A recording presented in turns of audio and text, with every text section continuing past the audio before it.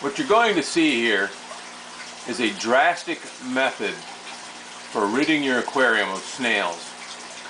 If you're like me and you get plants from the internet or from the Florida fish farms, you end up getting plants that have been raised outside or actually wild harvested in some cases, and they got snails. Best effort to wash those snails off still doesn't pay off. This is just an aquarium with hornwort in it, and as you can see, there are the typical snails. Now let me show you what I had to do. Took one of my other aquariums here,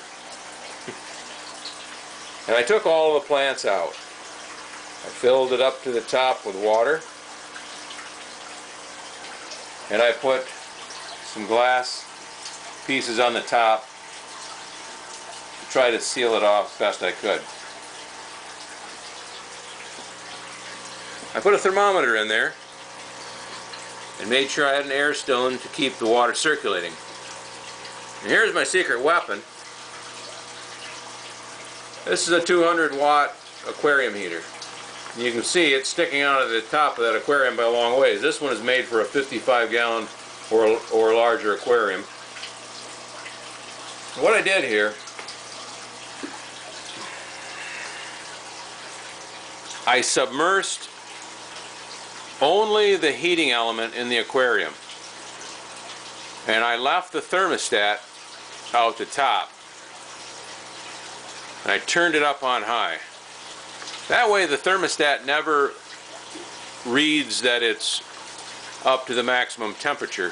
It's always a lot cooler up there and trying to catch up. So the water is continuously heating. I tried earlier with a shorter heater that was submersed, and it would just turn off at about 85 degrees. It never got any warmer. Even this one, when it was all the way down to the bottom, would shut off about 85 degrees. Well, now that I've got it jacked up there on a 2x4, yeah, I know that's a little precarious, but it works. It is unpleasantly warm on the side of that aquarium. You probably can't read my thermometer, but it's topped out at 100 degrees. I don't know what the actual temperature in this aquarium is. But after a few days, there are no living snails in this aquarium.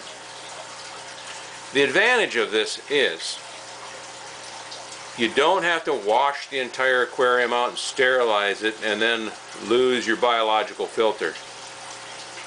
Because even though the water's hot, it's not going to kill off the beneficial bacteria.